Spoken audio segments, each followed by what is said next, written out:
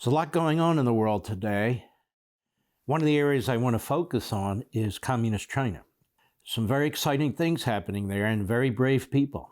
You know, it's one thing to protest in America, where the media stand behind the protesters, especially if they're Marxists or they're anarchists and they're particularly violent and they're attacking cops or attacking Republicans. They'll have the full-throated support of the corrupt Democrat Party media. In China, of course, they'll kill you. They don't have a free media. And so you have individual citizens who are using their iPhones and other handheld devices to try and get pictures, video of what's taking place and get them to the West. You don't get much help from Apple, which has, and I'm no technology expert, but has agreed to the communist Chinese demands in terms of the ability of one citizen to communicate with the next, in terms of downloading information. Apple has prevented the Chinese citizens from doing that. And of course, it wasn't more than a week ago that Michael Bloomberg apologized to the communist Chinese regime because he said something that was viewed as a criticism, God forbid. Now, as these freedom protests are occurring, the National Basketball Association has said nothing. The corporatists who rely now on communist China to line their pockets, they've said nothing.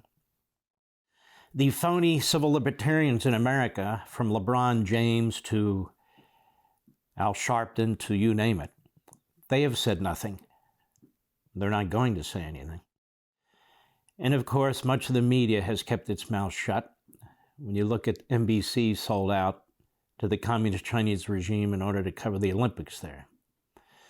But some of this information is getting out, and some of it is being handled by the media. I mean, the first clip you'll see is NBC News. Why? Well, the Olympics are over, and they can't exactly ignore it totally. But more to the point, what's going on here in China is people are sick and tired of being treated like cattle. You have entire cities that have fences and barbed wire around them, and the police state ensuring that people don't leave their homes. People haven't left their homes for months, in some cases over a year. People are going hungry. They're not even allowed to go out to purchase food. Some of them don't have clean water. Some of them can't get to a doctor. Now, it's one thing to run a communist regime, a police state, but it's quite another when you deny the people all kinds of quality of life issues that they're used to having. North Korea, they're not used to having anything. In China, they are. And so people are starting to rise up. You had a fire at an apartment building, and a number of people died, including a baby. Why? Because the police had soldered or welded the door shut, so people couldn't get out. The New York Times and CNN, not that long ago, about a year ago, give or take, they congratulated communist China and said that the way they had handled the virus essentially eliminated it. They beat the pandemic, and that it was an example to all. What was the example? The power of the police state. When you look at the blue states in this country and the blue cities in this country and how they treated the citizenry, you got a little taste of it. They didn't care if businesses were shut down, if churches and synagogues were shut down. You couldn't buy weapons at a gun shop. You could get booze, of course, at state-owned alcohol stores. I guess ABC they call them. I don't drink, so I don't know. But you get the point.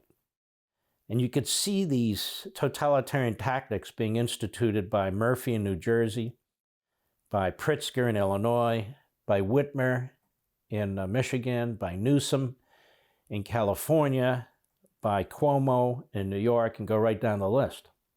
They're proud of themselves. Fauci, one of his closest confidants, went to China, it turns out, to see how the Chinese were handling this. And he came back and reported to Fauci, and they were very excited about what the communist Chinese were doing. And they pushed the same thing. Our children have been marred by this psychologically in terms of their educational progress as well. Many businesses don't exist as a result.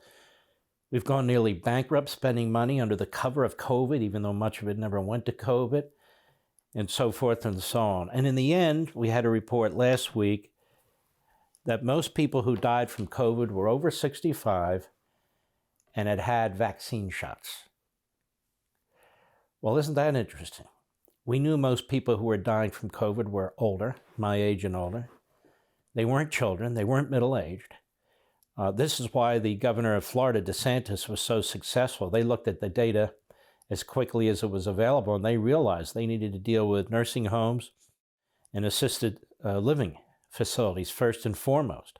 So the Chinese have had what they call a zero policy that nobody is to get this virus. And until that's the case, everybody must be treated as somebody who's capable of carrying and passing the virus. So for a police state that has, you ready for this? Hundreds of millions of domestic security cameras. You heard me right. The estimate is 500 million monitoring their citizenry. They're having a problem right now. And that is their citizenry has had enough, or at least a significant number of the citizens. Now, as a footnote, this is very good for us because it certainly delays any invasion of Taiwan as far as I'm concerned. But it also shows that the propaganda and the marketing of Xi and the Communist Party in China indicates that it's not a society that will tolerate everything and anything. It's just not. It is, as I say, a police state. But it has its problems. So far, the Biden administration has responded passively. They haven't endorsed the protesters. They haven't endorsed free speech. Well, they have in a very milquetoast way. They haven't condemned Apple for shutting down the ability of citizen to communicate with citizen.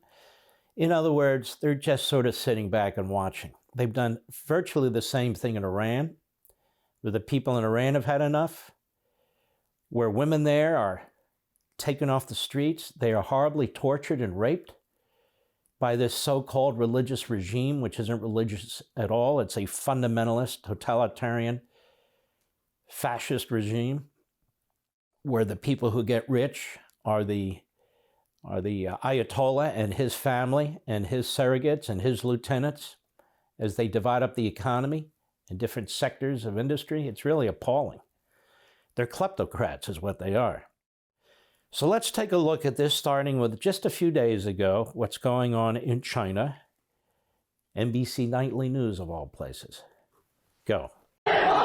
Tonight, rare scenes of open discontent.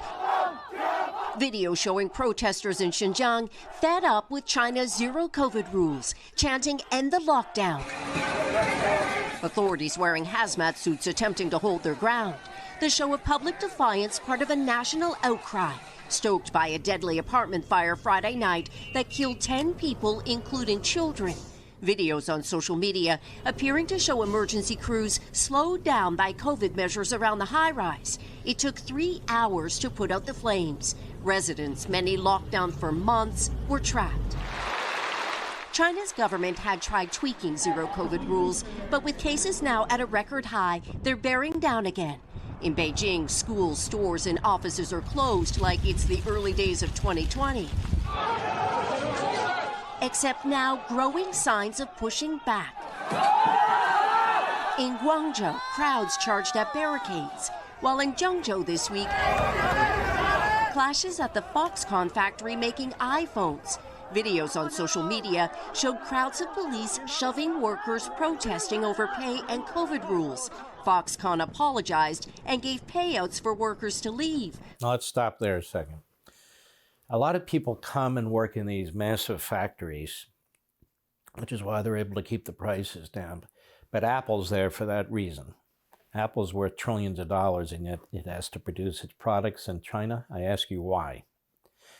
Now it's wisely moving much of its production, or a lot of it, to India. But why not move it to the United States? Because it costs more? Because of the labor unions? Because of the material costs? Well, that's the nature of big government. That's what big government causes, quite frankly. But again, that aside, they drew a lot of workers in from rural areas and other cities to work at places like Apple with promises of certain types of pay and benefits. And then when they get there, they slash the promised pay, Their hours are much longer than they're told, and now they're locked into these factories because of COVID. And so they're working slave hours. And so the government lied to them. Apple and other companies in this country are participating in this, just so you know. So people are reaching their boiling point. Go ahead. Apple to warn that iPhone output will take a hit. Online criticism of the government's policy is escalating too. At times, overwhelming censors here. In Xinjiang, officials say they're now reopening areas that are low risk. Protesters lamenting it comes far too late. Yeah, so they're sending in the cops, they're sending in the secret police. They're starting to drag people away, I'm sure, who will never be seen again. And this is your Marxist paradise. Want to see more? Sign up for Levin TV.